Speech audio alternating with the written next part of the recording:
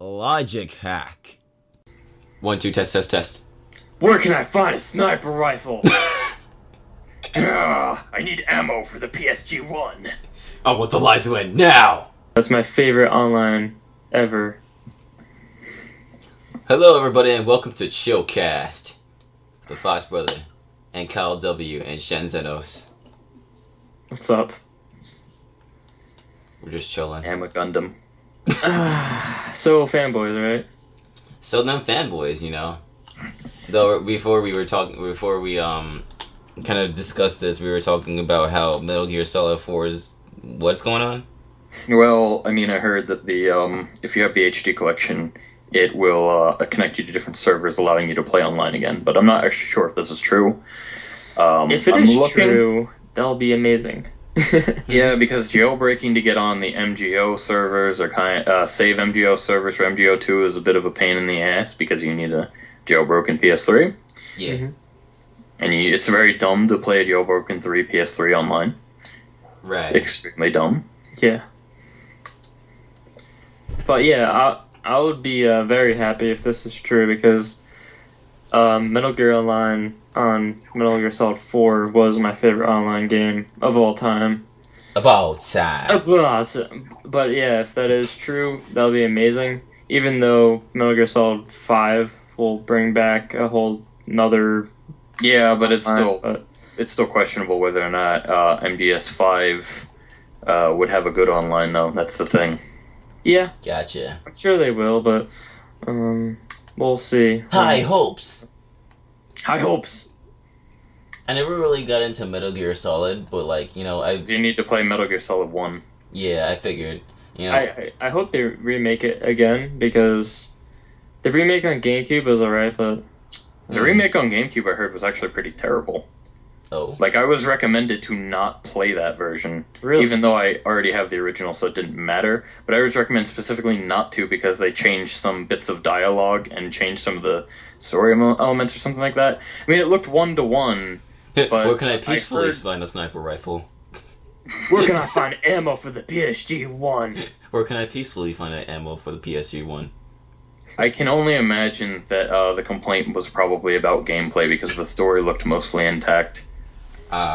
Did you hear about some small team wanted to remake the classic on the NES?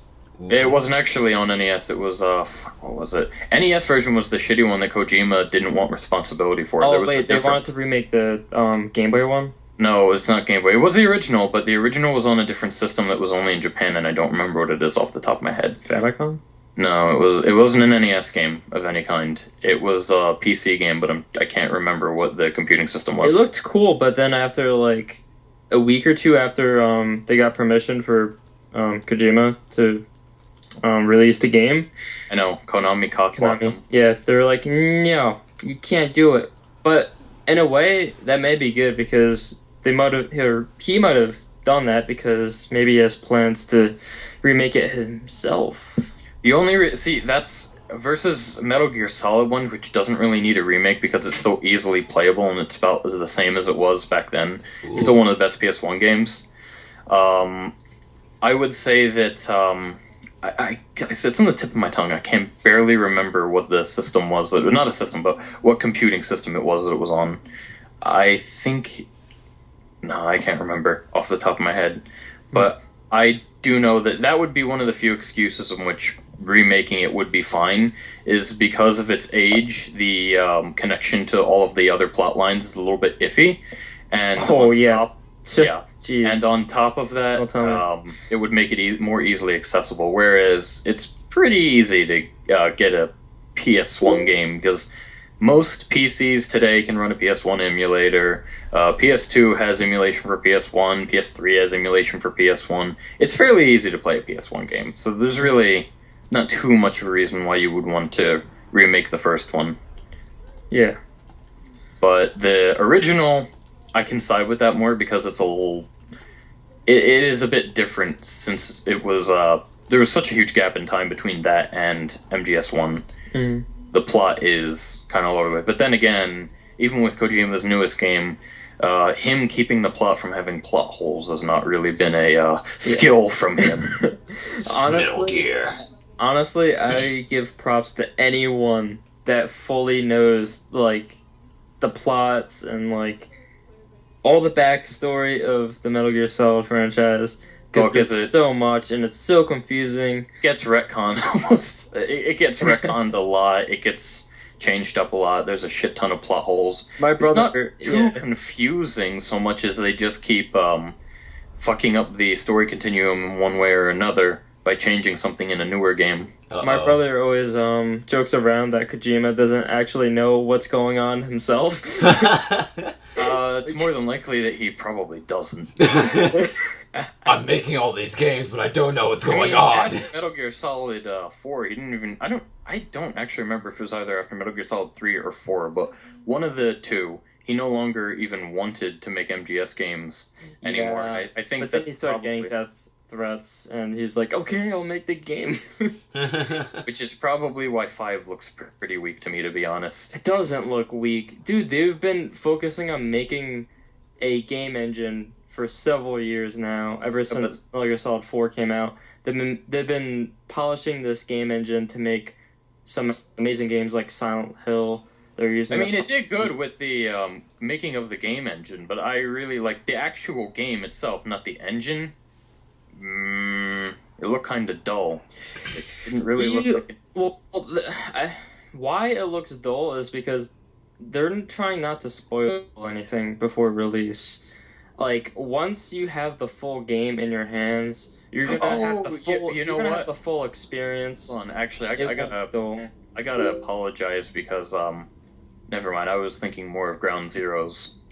Ground Zeroes is just like really a tech demo and like a really. It's really just like one mission. Yeah, it's. I don't really. I have seen some of 5. I don't think 5 seems a whole lot too special still, but I would definitely. No, I was thinking of Ground Zeroes. Honestly, as a Metal Gear Solid fan, we're supposed to be talking about fanboys. Well, no, I think this is really good footage or a really good conversation, though. No, but I was about to say talk about fanboys.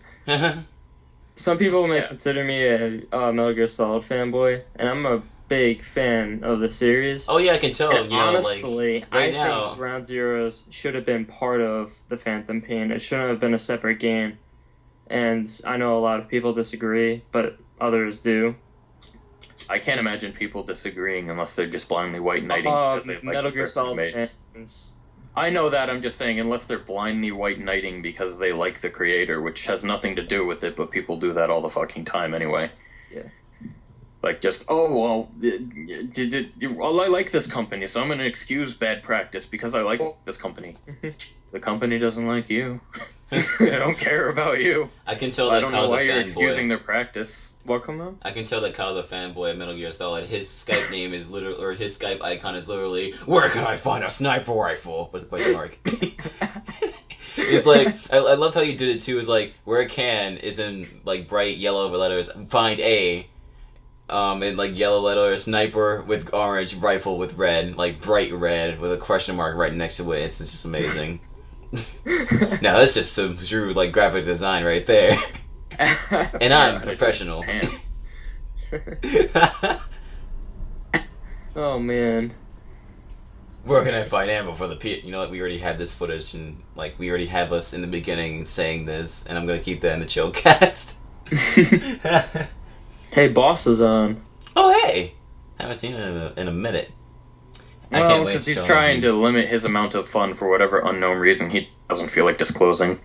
Well, I'm sure, like, you know, there's a reason for that. In fact, like, he hasn't really, like, told us much about, like, what's going on and such. About, like, I mean, not that he ever really does talk about his personal life. Mm-hmm. But I'm sure college is pretty, like, you know, overwhelming for him as much as it is for me. Actually, I think I asked him about college, and I think he said something along the lines of, it's not that. Ooh. Or that isn't relevant anymore. I don't remember off the top of my head, but I remember it being something akin to that. Why is Shan, it- are you a fanboy of anything? Closest would be to Sega, but I realized that they fucked up a lot. Yeah, it's unfortunate. I was like a Sega fanboy too, back when I was growing up and such. That would probably be the closest I ever came. What about a franchise? Not really. Wait, let me think. No, I have way too many favorite games to be. See, the problem is that usually at some point or another, a franchise gets really shitty, or they make a really, really, really bad mistake, and if they come back from it, it takes them a while. Sonic fanbase, or not fanbase. Oh God, no! Oh, Sonic franchise Sonic. is the perfect example of that. Yes, it You're really too is. slow.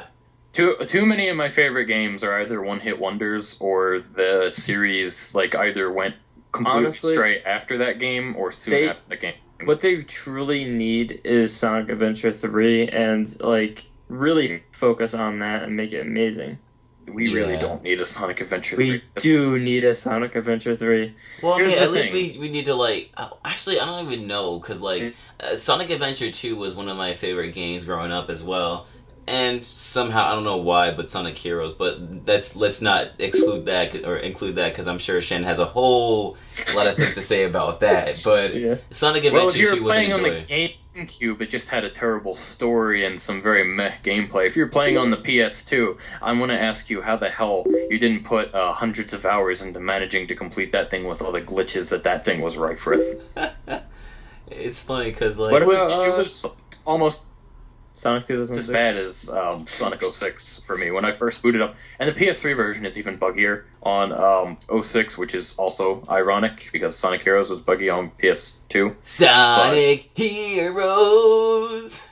That was a very quote unquote fun ride. I'll be honest, I had a fun experience with Sonic Heroes just for its gameplay because back then I was just, naive and not really caring about the story. See, Not that I ever was, really. I had the same situation where I didn't notice the glitches when I was young, and then I realized that's because I was playing in the part of the game that was the most stable, and after I got past the third level is when the glitches became so laughably bad that, hell, some levels can kill you right when you spawn with no control over what happens. That happens in almost all Forest levels. Have sometimes. you tried out Sonic Generations? Oh, Well, Force. I beat Sonic Generations. It was a great game. Yeah. Sonic Generations was really fun.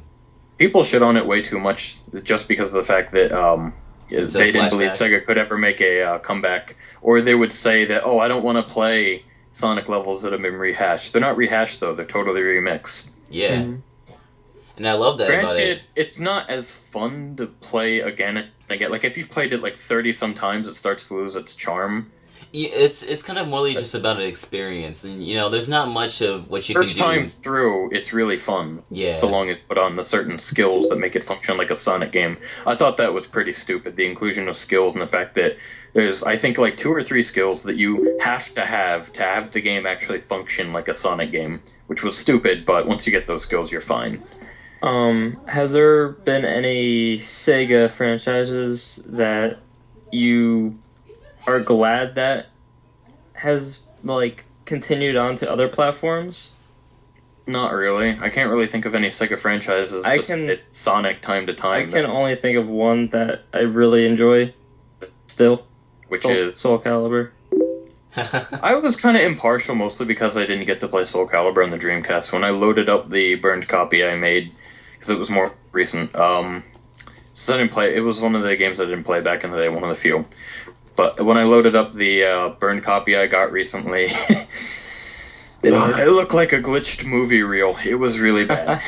Yeah. Speaking of burned copies of games and whatnot, my brother and I were discussing about SNES RPGs, and I was like asking him, "Oh, what's the best like SNES RPG?" Fantasy VI. Hmm. Final Fantasy VI. Yeah, he was telling me that Mario RPG and also Earthbound. And apparently, if you got like a copied version of the game, when you boot it up, there's like a piracy message, Mm-hmm. and you can play the game naturally and whatnot. But when you get to the very end of the game, when you get to the final boss, it automatically resets your entire data. Holy crap. That's cute. That's really cute. That's amazing. Amazing, right? Oh man, I would love to, do it all over again. Oh. Man. Gary's mod had something similar to that. I forget what it was, but it. Oh yeah. You were able to boot it and everything normally, but when you started loading into a game, there was an extremely specific glitch that would happen, and it would list as the reason why your game crashed. You use a pirated version of Gary's mod. Mm-hmm. And at a convention, he was revealed to ask, "Hey, has anyone had this glitch?" And people raised their hands, and he starts laughing because of the fact that that glitch was put in there to identify a pirated game. So if you crash on load up for that reason, it won't let you play the game, and it also notifies Steam automatically that you're playing a hacked copy of it. That's awesome. That's funny. And people Google search it and everything because they think it's a legitimate glitch. And so that only serves to help the antivirus even more. Oh my gosh. That's funny. I like how everyone decided. Excuse me, wow. Just burping. Buy your games, kids. Don't buy them if they're on PC unless it's a Steam game, then you're probably going to have to. PC mustard race. Oh gosh, no. Get out of here. PC pirate race, you mean? It's sad but true. If you have non-digital copies of most PC games, because of really bullshit hardware differences half the time, it's just so much easier to pirate them. Yeah. Like, I have so many discs that will not even function anymore, and it's just much, much easier to either emulate or pirate them. Hey, you sure you want to say that in like a publicly well, I mean, Dude, people say that all the time. Okay. It's kind of public knowledge. Okay. All right. You do you. I'll just do me. Shanzi, sum up PC fanboys. There are no PC fanboys. There's just PC elitists, and they're faggots. Done. Amazing. And that's the whole discussion. That's why I said that fanboys, any of them. No, that was shorter than fanboys, but fanboys probably would have like a 2-sentence summary, and we just can't say anything else about them. I guess so. Like, fanboys would have probably been ignorant assholes. Done. There's your 2-word summary. Wow. I challenge you. Either of you. Think of a better word to describe them. Think of a better 2 words. 2-word limit. Think of a better 2 words to describe them. I just want to say I'm laughing at the fact that, like, right after you just said that, it just got completely silent. Like, wow. I guess. Oh, you nailed it. This Chillcast was meant to be just for that, but then we got into the conversation of Metal Gear Solid, and I was like, this would be a really, really good, a really, really good startup towards that conversation. So I decided to just say, hey, let me just start recording, and now we're here. And hey, it was my idea. I guess so.